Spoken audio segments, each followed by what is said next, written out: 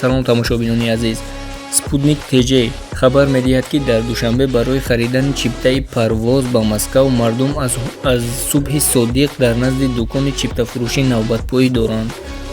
ба ҳавои сарду боронӣ нигоҳ накарда навбат хеле тӯлонӣ аст. Баъзеҳо барвақт соати 6 субҳ омаданд ва то соати 9 издиҳом то рафт бештар мешуд. дар ҳамин ҳол, тавре ки корманди кассаи билетфурӯшӣ гуфт, маълумот то 4 апрел пайдо нахоҳад шуд.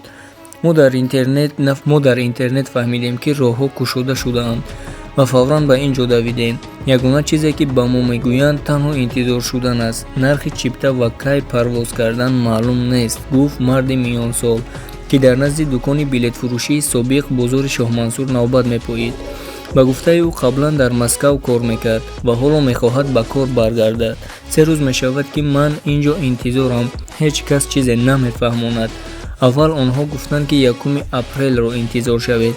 имрӯз мегӯянд, ки маълумот пас аз 4 апрел пайдо хоҳад шуд ва вақт ба поён мерасад. онҳо ҳадди аққал метавонистанд нархҳоро бигӯянд. чанд нафари дигар гуфтанд, ки рӯзи дуюм аст, ки дар ин ҷо истодаанд, ба умеде, ки ба қарибӣ ба Русия рафта метавонанд оиларо таъмин кардан дар кор. аз сабаби пандемия қарздор шудем. ман барои чипта аз дӯстон пул қарз гирифтам.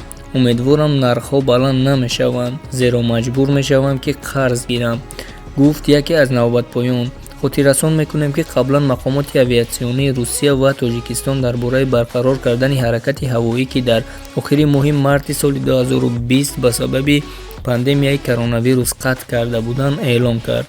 ҳамзамон оҷонсии ҳавопаймоии шаҳрвандии Тоҷикистон нархи чиптаро ба таври расмӣ на бештар аз $250 ва ё $350 ба як тараф муқаррар кардааст. бо вуҷуди ин, харидани чиптаҳо на аз касса ё онлайн дастрас нест. ин буд як маълумоти кӯтоҳ оиди сафар аз Тоҷикистон ба Русия. хайр, то барномаҳои дигар бо мо бошед.